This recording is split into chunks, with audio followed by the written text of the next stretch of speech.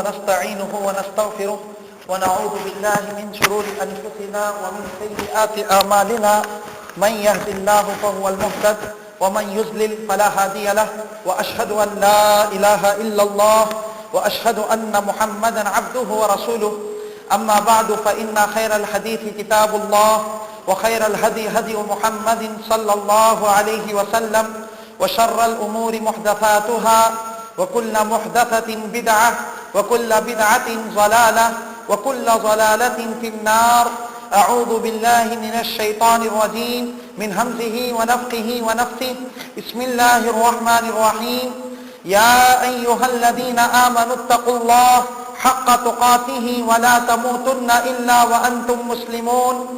يا أيها الناس اتقوا ربكم الذي خلقكم من نفس واحدة وخلق منها زوجها وبث منهما رجالا كثيرا ونساء واتقوا الله الذي تساءلون به والأرحام إن الله كان عليكم رقيبا.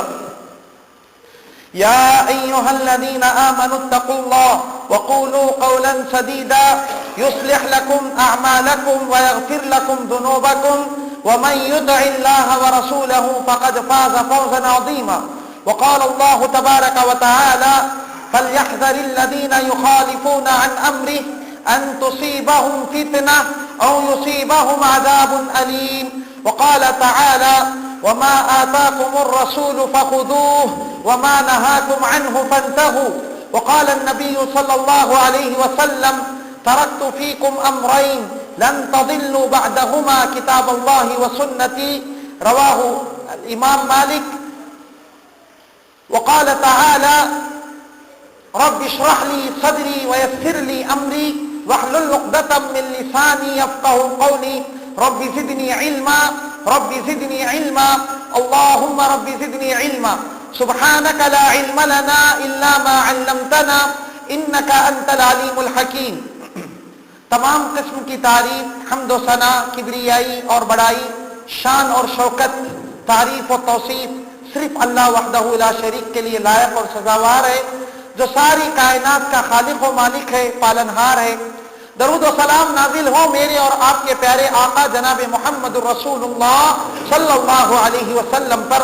اللہم صلی علی محمد وعلی آل محمد کما صلیت علی ابراہیم وعلی آل ابراہیم انک حمید مجید. اللہم بارک علی محمد وعلی آل محمد کما بارکت علی ابراہیم وعلی آل ابراہیم انک حمید مجید. حاضرین کرام، بزرگان دین، نوجوان ساتھیوں، ماؤں اور بہنوں اور عزیز بچوں، خطبہ مسنونہ کے بعد میں نے جمعہ کے موضوع کے لیے جو آیات تلاوت کی ہیں وہ آیات کچھ اس طرح سے ہیں. اللہ فرماتے ہیں فَلْيَحْذَرِ الَّذِينَ يُخَالِفُونَ عَنْ أَمْرِهِ. چاہیے کہ وہ لوگ جو رسول اللہ صلی اللہ علیہ وسلم کے حکم کی مخالفت کرتے ہیں رک جائیں، نبی کی نافرمانی سے رکے رہیں. ان تصیبہم فتنہ، وگرنہ انہیں فتنہ لائق ہوگا. او یصیبہم عذاب علیم، یا دردناک عذاب انہیں آ دبوچے گا. دوسری آیت کریمہ میں اللہ تبارک و تعالیٰ فرماتے ہیں وما آتاکم الرسول فخذوہ. لوگو رسول تمہیں جو دے اسے لے لو. فخذوہ وما نہاکم عنہ فانتہوا، اور رسول جس بات سے تمہیں روکے، منع کرے، اس سے رک جاؤ. یہ آیات اور یہ حدیث شریف میں نے پڑھی. کہا رسول اللہ صلی اللہ علیہ وسلم نے فرمایا کہ ترکت فیکم امرین، کہ لوگوں میں تمہارے درمیان دو چیزیں چھوڑے جا رہا ہوں لن تضلوا، اس کے بعد کبھی گمراہ نہیں ہوگی، کبھی تم گمراہ نہیں ہو سکو گے. وہ دو چیزیں کیا ہیں؟ کتاب اللہ و سنتی، اللہ کی کتاب اور میری سنت. یہ دو چیزیں، اسے لازم پکڑو، اسے ہمیشہ لازم پکڑو. اس روایت کو امام مالک نے موطا میں اور امام حاکم نے المستدرک میں روایت کیا ہے. تو حاضرین کرام، جناب محمد الرسول اللہ صلی اللہ علیہ وسلم کی آخری وصیتوں میں، آخری ارشادات میں، آپ کے آخری فرامین میں یہ بات داخل ہے. آپ زندگی کے آخری مرحلے میں امت کو یہ تعلیم دے گئے، فرمایا کہ کتاب و سنت کو، قرآن اور میرے طریقے کو اے مسلمانوں تم لازم پکڑو، کبھی گمراہ نہیں ہوگے. اور اگر تمہیں ہدایت چاہیے سیدھا راستہ چاہیے، استقامت چاہیے، صراط مستقیم جو جنت کو لے جاتی ہے یہ راستہ چاہیے، تو کتاب اللہ اور سنت رسول یعنی میری سنت کو تم لازم پکڑو، یہ رسول اللہ صلی اللہ علیہ وسلم نے ارشاد فرمایا۔ ہم دیکھتے ہیں کہ نبی کریم جناب محمد رسول اللہ صلی اللہ علیہ وسلم کی فرمان میں، آپ کی اطاعت میں کامیابی ہے، بھلائی ہے، اس کے اندر فلاح ہے، اس کے اندر دنیا کی آخرت کی ہر اعتبار سے کامیابی اور کامرانی ہے۔ اس کے مقابلے میں رتی برابر اگر نافرمانی ہو، اگر مخالفت ہو، نبی کی بات کے مقابلے میں کسی کی بات کو ترجیح دی جائے، کسی اور کی بات کو سر اور آنکھوں پر رکھی جائے، یا اپنی طرف سے کوئی چیز ایجاد کر لی جائے، تو اللہ کے نبی جناب محمد رسول اللہ صلی اللہ علیہ وسلم کی مخالفت کے نتیجے میں اللہ فرماتے ہیں ان تصیبہم فتنہ، تمہیں فتنہ لائق ہوگا، او یصیبہم عذاب علیم، یا دردناک عذاب تمہیں لائق ہوگا۔ ہوا نبی کریم صلی اللہ علیہ وسلم کے دور میں جنگ احد میں آپ صلی اللہ علیہ وسلم نے صحابہ کی ایک جماعت کو پہاڑ پر ٹھہرایا، کہا کہ دیکھو اگر تم یہ دیکھو کہ ہم جیت چکے ہیں، ہم جنگ جیت چکے ہیں، کافر ہار چکے ہیں، کافر اپنا سامان اپنے ہتھیار ڈال کے بھاگ رہے ہیں، تب بھی تم اس پہاڑ کی چوٹی سے نہ اترنا، یہ نبی کا فرمان تھا۔ صحابہ اکرام کو پیارے نبی محمد رسول اللہ صلی اللہ علیہ وسلم نے پہاڑ کی چوٹی پہ ٹھہرایا، تو صحابہ اکرام پہاڑ پر ٹھہرے تھے، جیسے ہی کافر ہارے جنگ احد میں اور کافر ہتھیار ڈالے، سامان ڈالے اور بھاگنے لگے، افراتفری مچی، تو صحابہ اکرام دیکھتے ہیں کہ مال غنیمت تقسیم ہو رہا ہے، تو صحابہ اکرام پہاڑ کی چوٹی سے دھیرے دھیرے اترنے لگتے۔ اس کے امیر بولتے کہ نبی کا فرمان ہے کہ دیکھو تم اگر جنگ جیت چکے، جنگ جیتے یہ منظر دیکھو، اس کے باوجود پہاڑ سے نہ اترنا، لیکن صحابہ اکرام یہ بولتے کہ دشمن تو بھاگ رہا، بعض صحابہ پہاڑ کی چوٹی سے اترتے، جیسے ہی اترتے دشمنان اسلام کو موقع ملتا، جیتی ہوئی جنگ ہار میں یا ڈرا میں تبدیل ہو جاتی۔ اللہ تعالیٰ یہی فرماتے ہیں اگر رسول کی مخالفت کرو گے، رسول کی بات کے خلاف اگر اپنا عمل کرو گے، اس کے اندر رحمت نہیں ہوگی، اس کے اندر مدد نہیں ہوگی، اس کے اندر اللہ تبارک و تعالیٰ کی تائید اور نصرت نہیں ہوگی۔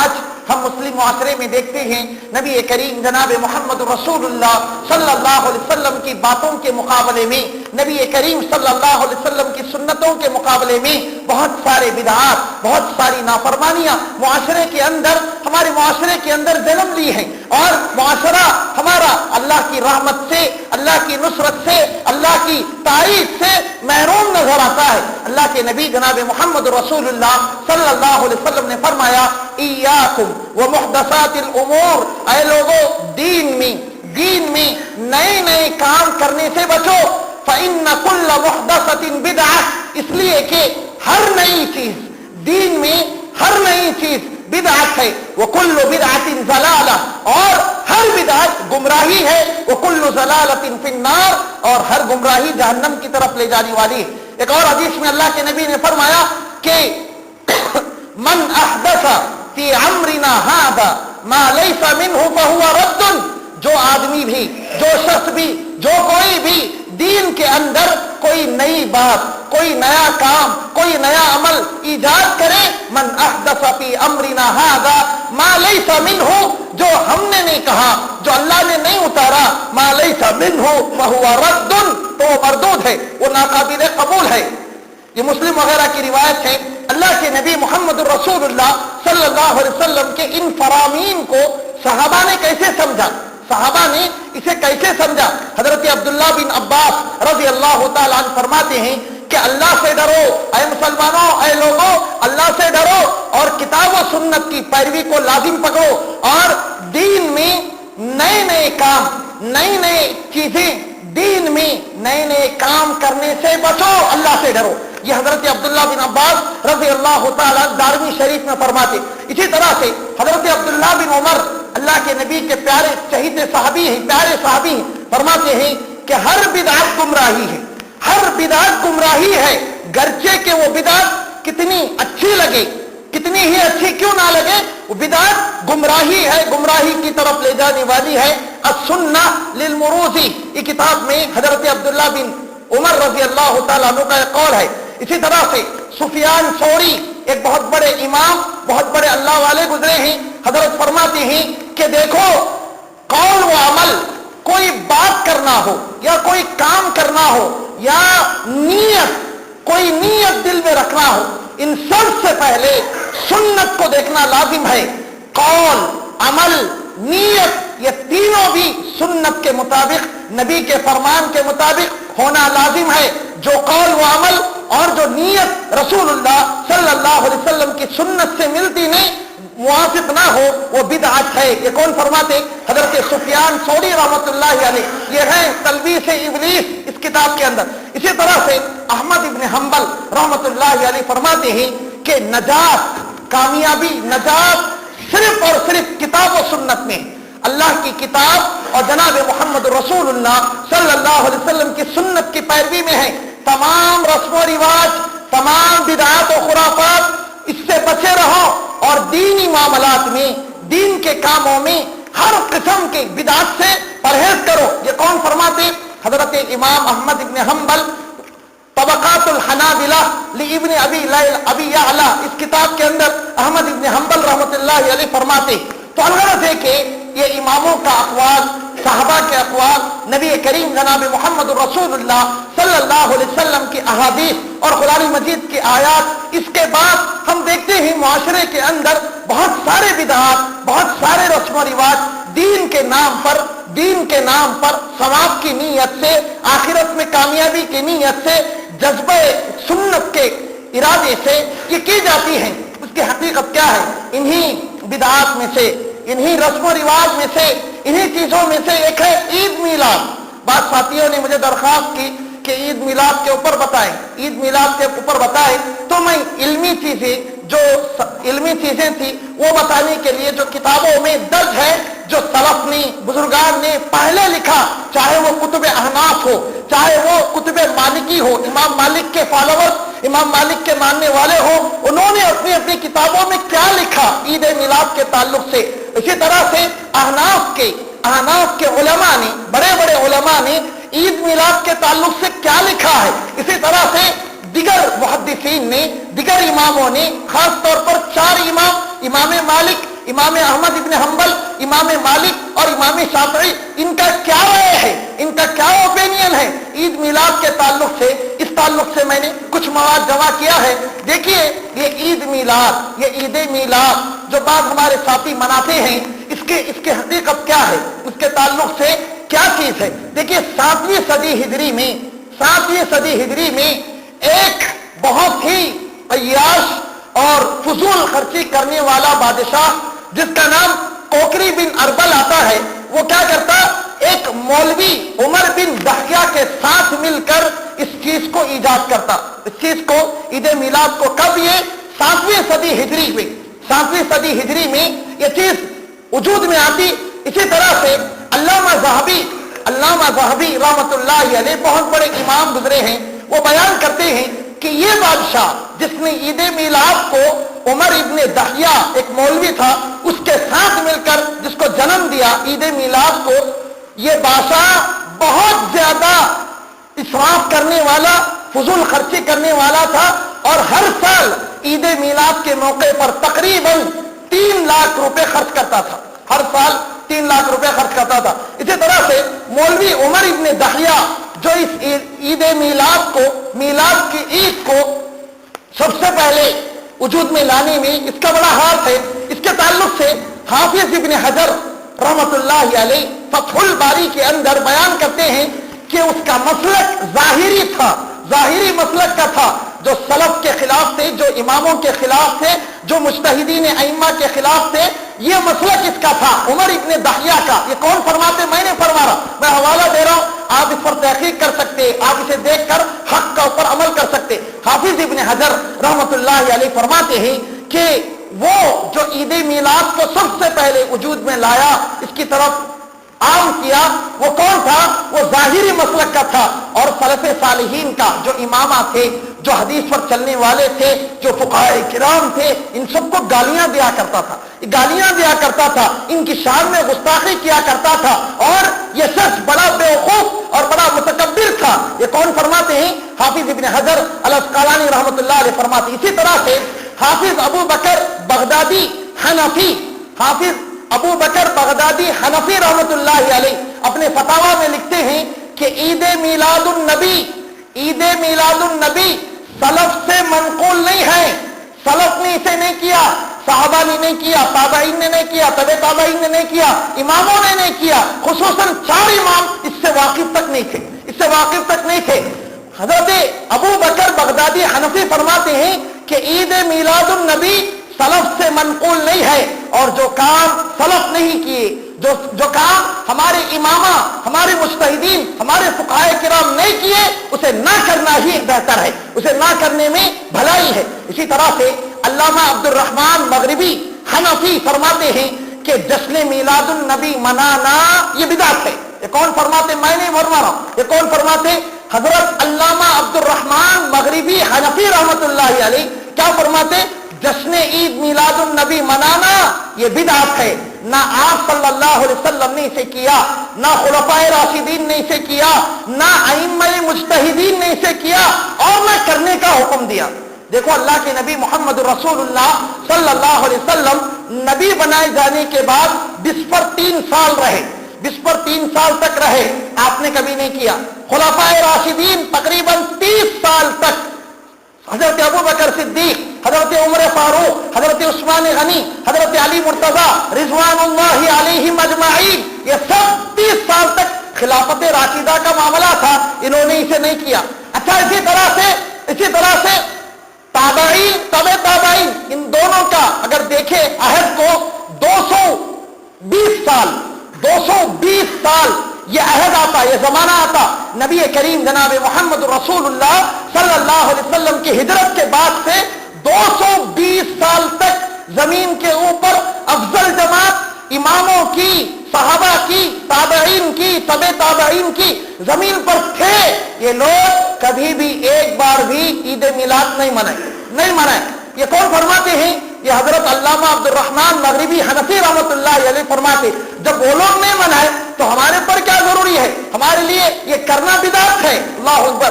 اسی طرح سے امام نصیر الدین رحمۃ اللہ علیہ رشاد الاخیار میں، اور اسی طرح شیخ الاسلام امام ابن تیمیہ رحمۃ اللہ علیہ فتاوی میں اور اقتضاء الصراط المستقیم میں جشن میلاد کی، عید میلاد کی شدید مذمت بیان کرتے۔ اسی طرح سے علامہ احمد ابن محمد مصری مالکی مسلک کے امام مالک کے ماننے والے یہ فرماتے ہیں کہ چاروں مذہب کے یعنی امام احمد، امام ابو حنیفہ، امام شافعی، امام مالک، امام احمد ابن حنبل، ان چاروں اماموں نے اور ان چاروں اماموں کے فالوورز نے، ان چاروں اماموں کے اوپر چلنے والوں نے، انہوں نے کیا کہا؟ چاروں مذہب کے علماء اس عمل میلاد کی مذمت پر متفق ہیں۔ حوالہ کیا؟ القول المعتمد۔ کون فرماتے ہیں؟ علامہ احمد ابن محمد مصری مالکی رحمۃ اللہ علیہ۔ تو الغرض یہ کہ عید میلاد کے تعلق سے امت کے شروع کے ادوار میں اس کا نام و نشان نظر نہیں آتا، اسے کہیں بھی اس کا سراغ نظر نہیں آتا، لیکن بہت سارے اشکالات، بہت ساری باتیں جو سوالات کی روشنی میں ہمارے درمیان میں آتی ہیں، میں مناسب سمجھتا ہوں وقت ختم ہونے سے پہلے ڈائریکٹ اس پر آ جاؤں۔ جب ایسی بات ہے، جب قرآن میں، حدیث میں، یا خود جناب محمد رسول اللہ صلی اللہ علیہ وسلم اپنے نبی بنائے جانے کے بعد، نبی بنائے جانے کے 20 پر 3 سال تک، نبوت سے لے کے موت تک 20 پر 3 سال تک عید میلاد نہیں منائے، اپنا برتھ ڈے خود نہیں منائے۔ اسی طرح سے خلفائے راشدین کا سنہرا دور تقریباً 30 سال پر محیط، اس کے اندر میلاد النبی کی عید نہیں منائی گئی۔ اسی طرح خیر القرون، بہترین زمانہ، بہترین قرن جو تقریباً ہجرت سے لے کے 220 سال تک، 220 ہجری تک یہ پھیلا تھا، اس کے اندر یہ چیز نہیں تھی، عید میلاد نہیں منائی گئی۔ تو اب یہ کیسے آ گئی اور عام ہونے میں اس کے پیچھے کیا دلائل ہے، کیا سوالات ہے، کیا اعتراضات وجوہات ہے. سب سے پہلے دیکھیے اگر یہ عید میلاد اگر یہ مشروع ہوتا یہ سنت ہوتا تو اللہ کے نبی جناب محمد رسول اللہ صلی اللہ علیہ وسلم نے جیسے فرمایا کہ عیدین میں رمضان کی عید الفطر اور عید الاضحیٰ عید قربان ان دونوں عیدوں میں نماز کا حکم ہے. عیدگاہ کو جانے کا حکم ہے. عیدگاہ کو جانے آنے اور عیدگاہ سے پہلے مسائل اور احکام بتائے اللہ کے نبی نے. کیا عید میلاد کے نماز ہے؟ عید میلاد جو 12 ربیع الاول کو ہمارے بہت سارے بھائی مناتے ہیں, کیا عید میلاد کی کوئی نماز ہے؟ کیا عید میلاد کو عیدگاہ کی طرف جایا جاتا ہے؟ کہا جائے تم لوگ بولتے 2 عیداں ہیں, بولے تو نہیں 3 عیداں ہیں. عیدوں کی عید میلاد ہے. ارے 2 عیداں میں عیدگاہ کو جایا جا رہا, عیدگاہ کو جاری, اس کے اوپر جانے کا ثواب, آنے کا ثواب, جانے کے احکامات, عید نماز ادا کرنے کا طریقہ سب رسول اللہ صلی اللہ علیہ وسلم نے بیان فرمایا. عید میلاد کی کون سی نماز ہے اور عید میلاد کے اوپر ثواب نماز پڑھنے کے احکامات اللہ کے نبی نے کیوں نہیں بتائے؟ ایک پہلا سوال. اسی طرح سے جو بعض ساتھی ہمارے سوال کرتے عید میلاد اگر نہیں ہے تو دیکھیے خوشی منانے میں کیا بات ہے؟ اللہ کے نبی کا برتھ ڈے ہے, اللہ کے نبی 12 ربیع الاول کو پیدا ہوئے تو خوشی منائیں گے ہم. خوشی منانے میں کیا بات ہے؟ خوشی تو منا رہی, دوسری کوئی چیز غم تو نہیں کر رہی, خوشی منا رہی. میں آپ کو بتاؤں نہیں, خوشی منانا یقیناً خوشی منانے میں اور اللہ کے نبی جناب محمد رسول اللہ صلی اللہ علیہ وسلم کے عمل میں مطابقت اور موافقت کی لازم ہے. ہمارے نبی محمد رسول اللہ صلی اللہ علیہ وسلم سے کوئی بھی چیز اس کے تعلق سے خوشی منانے کے تعلق سے کوئی ایک دلیل بھی ہمیں نظر نہیں آتی صاف طور پر اللہ کے نبی نے. اور اگر خوشی منانا ایسا ہوتا تو اللہ کے نبی کیوں نہیں منائے؟ پہلا سوال.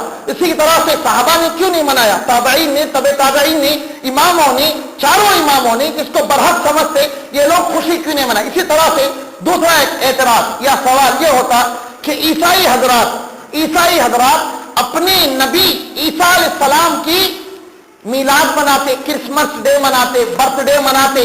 ہمارے نبی تو عیسیٰ علیہ السلام سے افضل ہے, ہمیں منانا چاہیے. میرے بھائی وہ دیکھو یہ دلیل, یہ جو سوال کیا جاتا یا اعتراض کیا جاتا, یہ دیکھیے اگر ایسی بات ہے تو عیسائی حضرات عیسیٰ علیہ السلام کو اللہ کا بیٹا مناتے. عیسائیوں کی ریس میں جا کے اگر ہم محمد رسول اللہ صلی اللہ علیہ وسلم کی عید منائے تو کل پھر اللہ کا بیٹا بولیں گے. کیا ایسا ہے کیا؟ جبکہ شریعت نے کہا, اللہ کے نبی نے فرمایا دیکھو عیسائی گمراہ ہو گئے. عیسیٰ علیہ السلام نے جو بات نہیں کہی تھی انہوں نے اسے کر کے دکھایا. اور عیسیٰ علیہ السلام کی تعلیمات میں یہ نہیں کہ کرسمس ڈے منایا جائے, ان کا برتھ ڈے منایا جائے. عیسیٰ علیہ السلام کی تعلیمات کچھ ہے اور عیسائی حضرات یہ کچھ کر رہے. اللہ کے نبی نے اور خود قرآن میں اللہ نے کہا غیر المغضوب علیہم ولا الضالین, ظالم سے مراد عیسائی ہے. عیسائی کو گمراہ کہا اللہ نے. اسی روش پر یا اس کی دلیل لے کر اگر ہم منائیں گے یہ بالکل نادانی. اسی طرح سے تیسرا اعتراض ایک یہ ہے کہ صحابہ نے نہیں کیا. میں نے ابھی جیسے کہا صحابہ نے نہیں کیا, تابعین نے نہیں کیا, تابعین نے نہیں کیا, تو کیا تم صحابہ کے دین پر چل رہی؟ کیا صحابہ کے دین پر اگر چل رہی تو صحابہ جیسے گھوڑے پر گدھے پر چل رہے تھے تمہیں بھی اس دن پر چلو, تمہیں بھی اس دن پہ چلو, ایسا کہا جاتا. ایک اعتراض یہ داغا جاتا. اس کا جواب کیا ہے معلوم؟ اللہ کے نبی کا فرمان من احدث فی امرنا ھذا ما لیس منہ فہو رد. جو کوئی بھی دین میں نیا کام ایجاد کرے, نئی بات ایجاد کرے جو دین میں نہیں ہے, شریعت میں نہیں ہے, اسلام میں نہیں ہے, فہو رد, تو وہ قابل رد ہے. حافظ ابن حجر رحمت اللہ علیہ اس حدیث کی تشریح بیان کرتے ہوئے فرماتے ہیں اس حدیث میں اللہ کے نبی نے جو فرمایا ہے کہ نئے کام, نئی چیزیں ایجاد کرنا, اس سے مراد دین میں ہے, سنت میں ہے, ثواب کی نیت سے کرنا یہ مراد ہے. اچھا رہا دنیا کا معاملہ, دنیا کی ٹیکنالوجی کا معاملہ, یہ اس حدیث میں مراد نہیں ہے.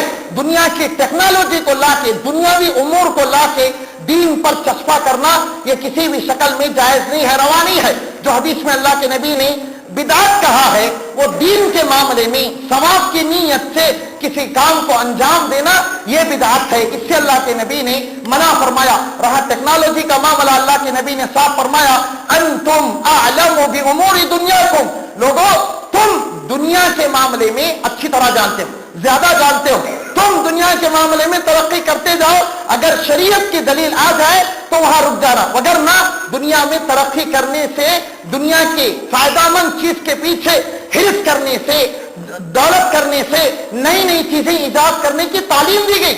اللہ کے نبی نے ایک اور حدیث میں فرمایا، مسلم کی روایت ہے، احرص علی ما ينفعک، جو چیز تمہیں فائدہ دے اس کے پیچھے حرص کرو، یعنی ڈسکور کرو، جو چیز فائدہ دے رہی، جو چیز فائدہ مند ہے تمہارے لیے، انسانیت کے لیے، اس کے پیچھے حرص کرو۔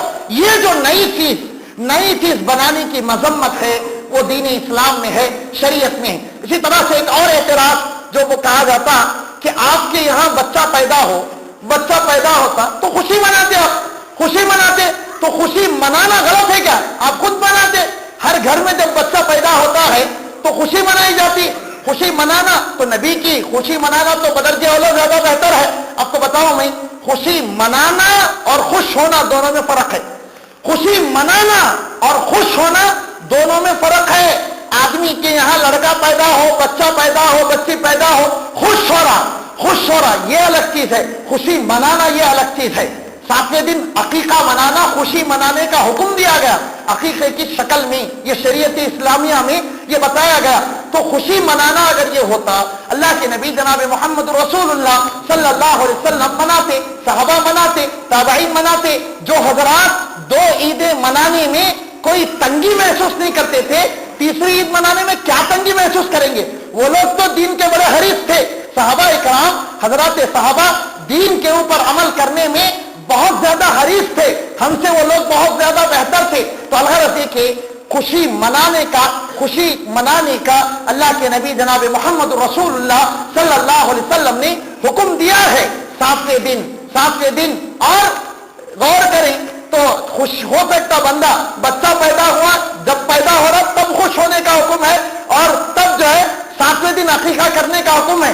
ہر سال ریپیٹ کرتے ہوئے یہ جو نبی کریم جناب محمد رسول اللہ صلی اللہ علیہ وسلم کی عید میلاد کے طور پر منائی جاتی، اس کا جو ہے جواب نہیں ملتا۔ اسی طرح سے ایک اور اعتراض جس کے تعلق سے کہا جاتا ہے کہ ابو لہب نے آپ کی پیدائش پر لونڈی کو آزاد کیا تھا۔ پیارے نبی محمد رسول اللہ صلی اللہ علیہ وسلم جیسے ہی پیدا ہوئے تو ابو لہب کیا کیا؟ لونڈی کو آزاد کر دیا خوشی کے مارے۔ ابو لہب نبی کی پیدائش پر خوش ہو رہا، نبی کی پیدائش پر، نبی کے برث پر ایک لونڈی کو آزاد کر دیا، تو ہم بھی خوشی منائیں گے، ہم بھی عید میلاد منائیں گے؟ یہ سوال ہے۔ اس کا جواب کیا ہے معلوم؟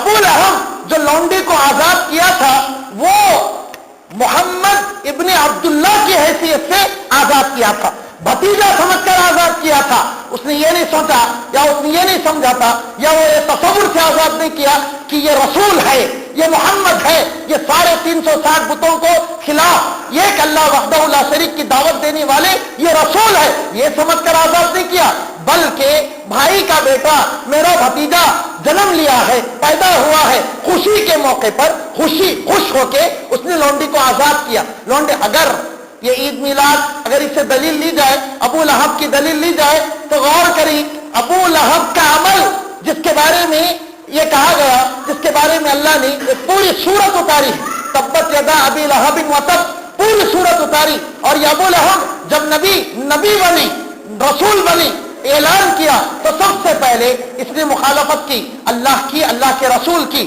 اللہ نے اسے جہنم کی وعید سنائی۔ اس کے عمل کو اگر دلیل مانی تو یہ کیا ہوگا؟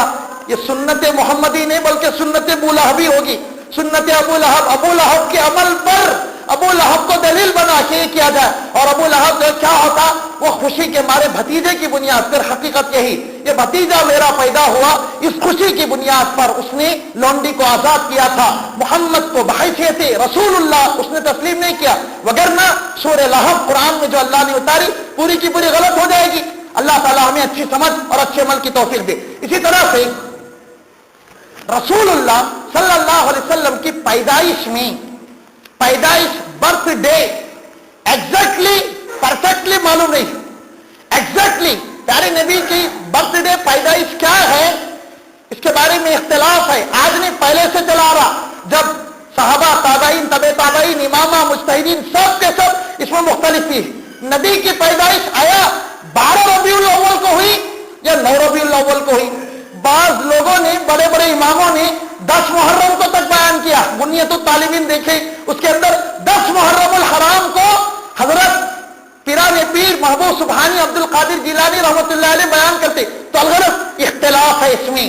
پہلے سے بڑے بڑے اماموں کے درمیان نبی کی exact perfect date of birth کیا ہے, میلاد کیا ہے, پیدائش کا دن کون سا ہے, یعنی تاریخ کون سی ہے, تاریخ کے پیدائش میں اختلاف ہے. علامہ شبلی نعمانی رحمت اللہ علیہ, اسی طرح قاضی سلمان منصور پوری رحمت اللہ علیہ اس کے اوپر تحقیق کیے. اسی طرح مولانا صفی الرحمان مبارک پوری رحمت اللہ علیہ تحقیق کیے.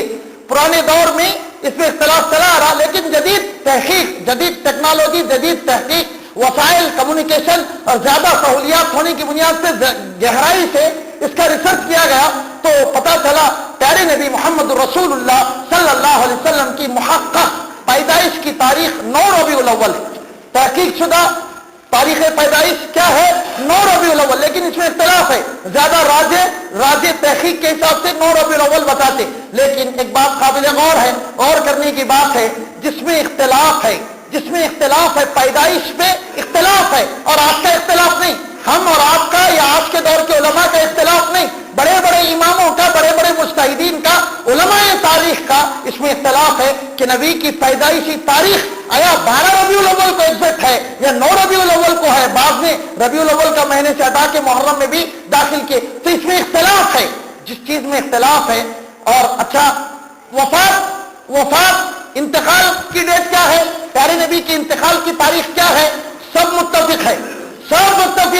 کون سی ڈیٹ ہو, وہ تاریخ کون سی ہے, 12 ربیع الاول. اس میں پورے لوگوں کا, علماء تاریخ کا, جو ہسٹری لکھنے والے علماء ہیں, ان سب کا اتحاد ہے, اتفاق ہے کہ نبی کریم جناب محمد رسول اللہ صلی اللہ علیہ وسلم کی وفات, پیارے نبی کا انتقال 12 ربیع الاول کو. غور کریں ایک چیز, پہلے جو پیدائش ہے اس میں اختلاف ہے, ذرا اختلاف ہے, اور ایک چیز میں اتفاق ہے. پیدائش میں اختلاف ہے اور انتقال پہ اختلاف ہے. ایک نقطہ میں بتاؤں آپ کو, دیکھیے دنیا میں جتنے بڑے بڑے لوگ ہیں نا, بڑے لوگ, ان کی پیدائشی تاریخ پر ہمیشہ اختلاف دکھتا آپ کو. جتنے بڑے بڑے امامہ, جتنے بڑے بڑے فقہا, جتنے بڑے بڑے اسکالر, جتنے بڑے بڑے مجتہدین, ان کی پیدائش کو دیکھو آپ.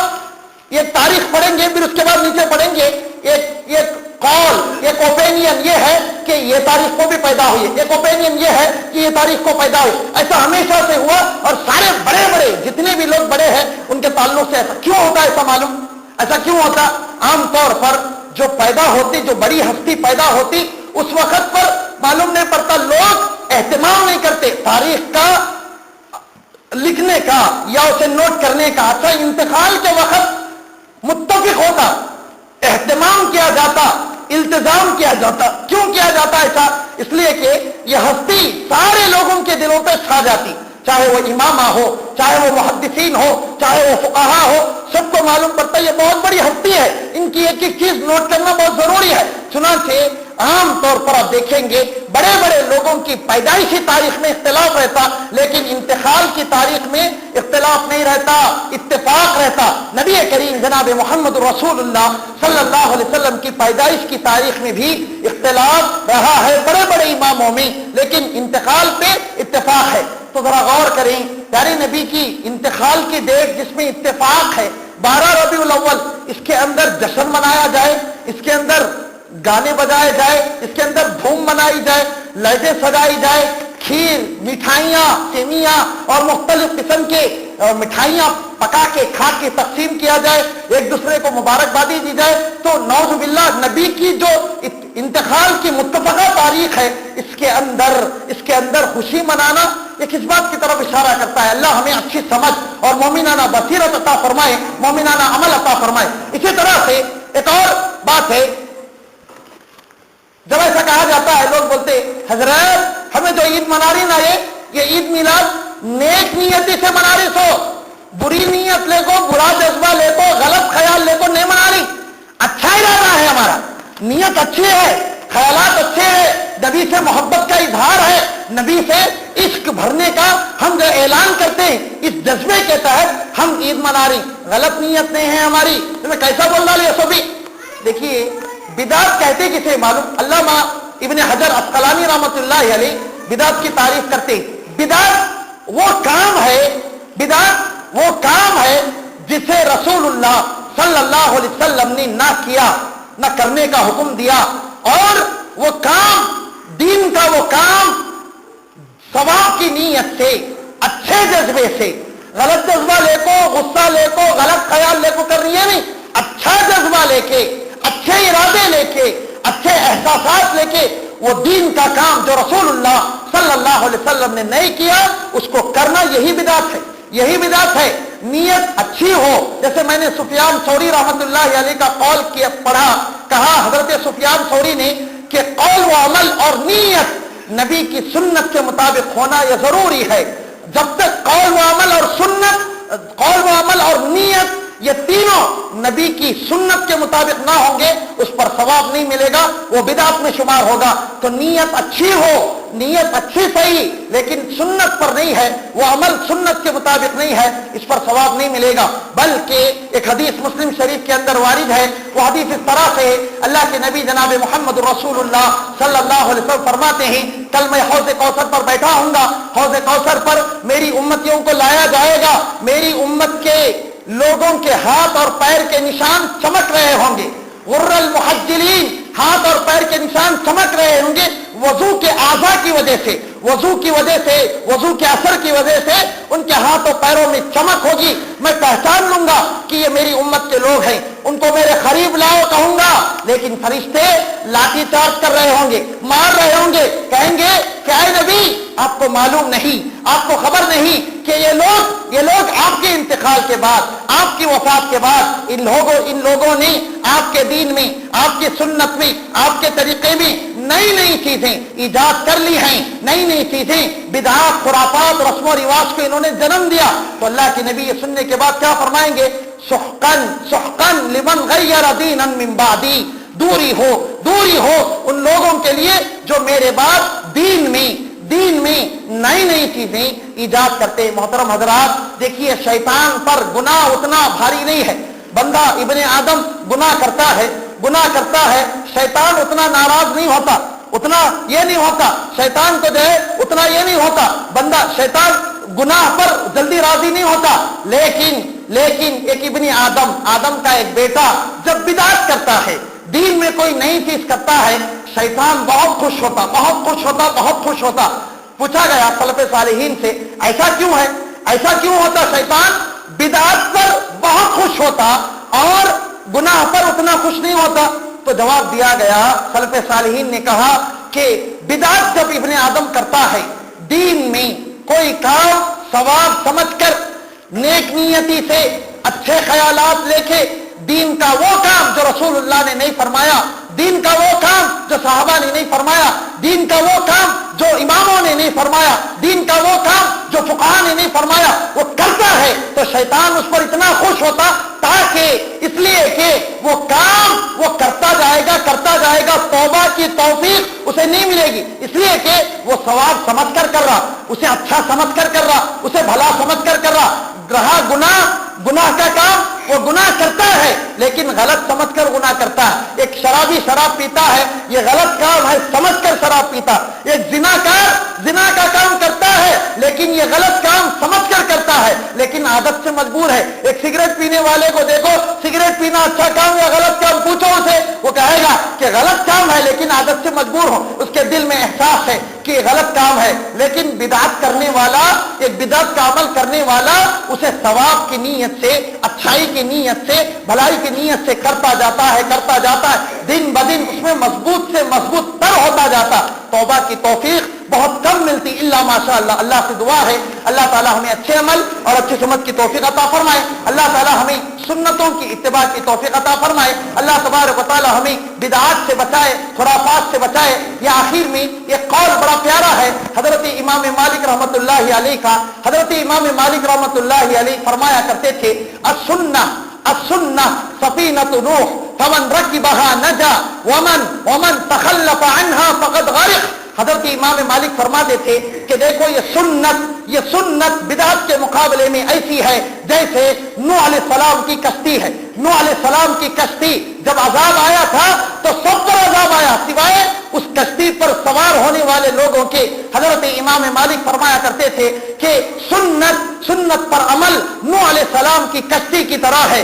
جو اس کشتی پر سوار ہو فقط نجا تو وہ کامیاب ہو جاتا, نجات پا جاتا, اور جو اس کشتی سے الگ رہ جائے, پیچھے رہ جائے تو غرق, ہلاک و برباد ہو جاتا, ڈوب جاتا پانی میں. تو ضرورت اس بات کی ہے کہ سنت کی طرف آئیں, پیارے نبی کی حدیثوں کی طرف آئیں, پیارے نبی کے فرامین کی طرف آئیں. اللہ تعالیٰ کہنے سے زیادہ عمل کی توفیق دے, سننے سے زیادہ عمل کی توفیق عطا فرمائے. آمین. وصلی اللہ تعالی علی النبی وآخر دعوانا ان الحمد للہ رب العالمین.